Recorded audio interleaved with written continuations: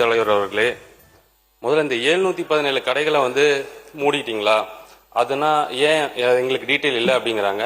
உண்மையால அந்த துறை சார்ந்தவங்களுக்கு தெரியும். அது போக முன்னாள் சட்டமன்ற உறுப்பினர்களுக்கே தெரியலங்கும் போது அது ஒரு வருத்தமான விஷயம் தான். ஏன்னா அந்த ட்விட்டர்ல 717 கடைகளுடைய எண்களும் கொடுத்திருக்கோம். ஸோ சொல்லியாச்சு. அது பத்திரிகைகள்லயும் வந்துருச்சு. அதான் கொஞ்சம் பத்திரிகைகள்ல வந்துருச்சு, சமூக வலைதளங்கள்ல, செய்தி தொலைக்காட்சிகள்ல எல்லாத்துலயும் வந்துருச்சு. அந்த 717 கடைகளோட எண்களும் வந்துருச்சு. மரியாதைக்குரிய மாண்புமிகு சட்டமன்ற உறுப்பினர் கேட்டுக்கொண்ட மாதிரி இன்னும் பல பகுதிகளில் இருக்குங்கிற தகவல் வந்துட்டு தான் இருக்கு. நிச்சயம் இந்த அரசு அந்த மதுக்கடைகளுக்கு எதிரான அரசு தான். மக்களுக்கு பிரச்சனைகள் கொடுக்கக்கூடிய அந்த கடைகளோட எண்களோட நீங்க கொடுத்தீங்க அப்படின்னு சொன்னா அந்த கடைகளை இடமாற்றுறதுக்கான பணிகளை மேற்கொள்வோங்கிறத சட்டமன்ற பேரவைத் தலைவர் வாயிலாக தெரிவித்துக் கொள்கிறேன். மாண்புமிகு அமைச்சரின் பதிலுக்கு நன்றி. கவனத்திற்கு தான் நான் கொண்டு வருகிறேன். செய்து தரப்படும் என்று சொன்னமைக்கு நன்றியை தெரிவித்துக் கொள்ளும் அதே நேரத்தில் ஆன்லைன் மூலம் இந்த மது விற்பனையை துவங்க உள்ளதாக கூறியிருக்கக்கூடிய விஷயத்திற்கு பாட்டாளி மக்கள் கட்சி தன்னுடைய முழு எதிர்ப்பை இந்த நேரத்தில் பதிவு செய்கிறது. இந்திய அரசியலமைப்பு சட்டம் ஆர்டிகல் 47 படி உணவு மருந்து அமைச்சர் அது கூட தவறான புரிதல் தான். நேற்று இது சம்பந்தமா இதுக்கான விளக்கமாகவும் செய்தியாளர்கள் மத்தியில் பேசியிருந்தோம்.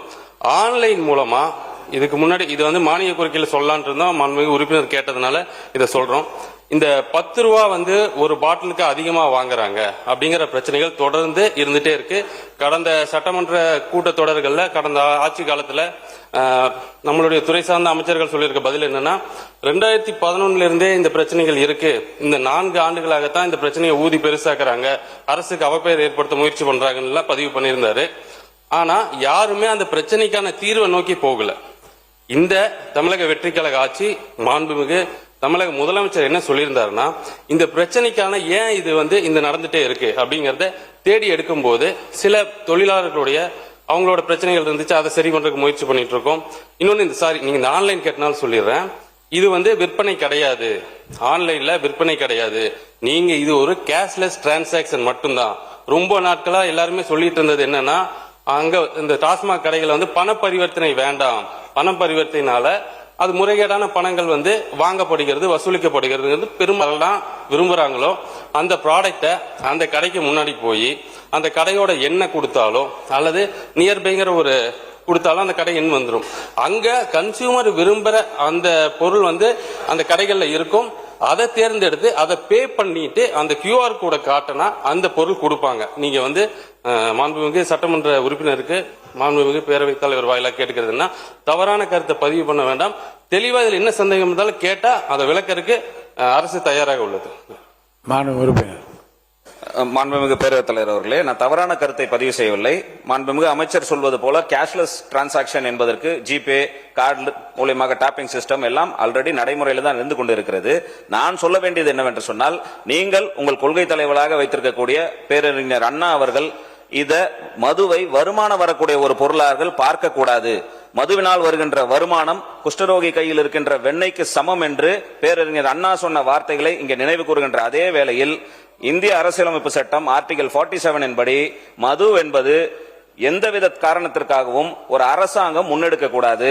அதையும் தாண்டி மருந்து உபயோகத்திற்கு தவிர அதை ஊக்குவிக்கின்ற வேலைகளை செய்யக்கூடாதுன்னு அரசியலமைப்பு சட்டம் நமக்கு சொல்லுது. அப்படி அரசியலமைப்பு சட்டம் இருக்கும் பொழுது நான் ஒருங்குமுறைப்படுத்துகின்றேன், இந்த சரி செய்கின்றேன். மதுவினால் வரக்கூடிய வருமானத்தை 5000 கோடி நாங்கள் பெருக்குகிறோம் என்று சொல்லக்கூடிய விஷயங்கள் என்பது இந்த தமிழ்நாடு அரசிற்கும் இந்திய அரசியலமைப்பு சட்டத்திற்கும் எதிராக அமைந்திருக்கிறது என்பதுதான் என்னுடைய கருத்து. மது விற்பனையை குறைப்பதற்கான நடவடிக்கை இந்த அரசு மேற்கொள்ள வேண்டுமே தவிர அவர்களுடைய அந்த அமைச்சர் இந்த மது கடைகள், மது சம்பந்தமான கொள்கைகள், இதை மானிய கோரிக்கைகள்ல ரொம்ப டீட்டெயில்டா பேசலாம் அப்படின்னு தானே இருந்தேன். மரியாதைக்குரிய மாண்புமிகு சட்டமன்ற உறுப்பினர் கேட்டுக்கொண்டது இருக்குங்க. கடந்த கால ஆட்சிகள் என்னன்னா, பூரண மது விலக்கு அமல்படுத்தப்படும் அப்படின்னு சொன்னாங்க. இந்த பக்கம் இருக்கும்போது நீங்க ஏன் அமல்படுத்தலன்னு கேட்பாங்க, அந்த பக்கம் போகும்போது நீங்க ஏன் அமல்படுத்தலன்னு கேட்பாங்க. இது தொடர்ந்து நடந்துட்டு வந்துட்டு இருந்ததுதான். அப்போ கடந்த காலத்துல அந்த துறை சார்ந்த அமைச்சர் பேசும்போது என்ன சொல்லியிருந்தாரு அப்படின்னா, இந்தியா ஃபுல்லா மது விற்பனையை தடை செஞ்சா மட்டும்தான் பூரண மது விலக்குங்கிறது தமிழ்நாட்டில் சாத்தியம் அப்படின்னு சொல்லியிருந்தாங்க. அப்போ இங்க மது விலக்கை கொண்டு வரும்போது பக்கத்து மாநிலங்கள்ல நம்மளோட எல்லையொட்டி இருக்கக்கூடிய மாநிலங்கள்ல அந்த மது இப்பவே வந்து கடந்த கால ஆட்சிகளே வந்து இல்லிசிட் அராக்குன்னு சொல்லக்கூடிய அந்த பொருட்கள் உள்ள வந்துட்டு இருந்துச்சு. அதை தடுக்கிறதுக்கான நடவடிக்கை எடுக்காம இருந்துச்சு. எங்களுடைய அரசு மதுவை மக்களுக்கு எளிதாக கிடைக்கிற வண்ணம் செய்யக்கூடாது அப்படிங்கறதுல ரொம்ப தெளிவா இருக்கும். அதனாலதான் இந்த கோயில் பக்கத்துல இருக்கிறதுல, பேருந்து நிலையம் பக்கத்துல இருக்கிற இடத்துல எல்லாம் நாங்க அதை க்ளோஸ் பண்ணிட்டு இருக்கோம். அப்புறம் மாண்புமிகு சட்டமன்ற உறுப்பினருக்கு ஒன்று தெரிவிச்சுக்கிறது என்னன்னா, தமிழக வெற்றி கழகம் என்னைக்கும் மதுவினால் வரக்கூடிய வருமானத்தை உயர்த்துவோம் அப்படின்னு எங்கேயும் சொன்னதும் கிடையாது. மதுவினால் வரும் வருமானம் உயர்வதற்கு சந்தோஷப்பட்டதும் கிடையாது.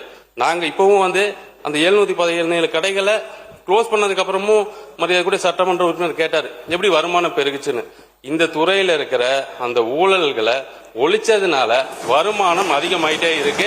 இன்னமும் அதிகமான வருமானங்கள் வரும் அப்படிங்கறதையும் மாண்புமிகு சட்டப்பேரவை தலைவர் வாலியாக தெரிவித்தார்.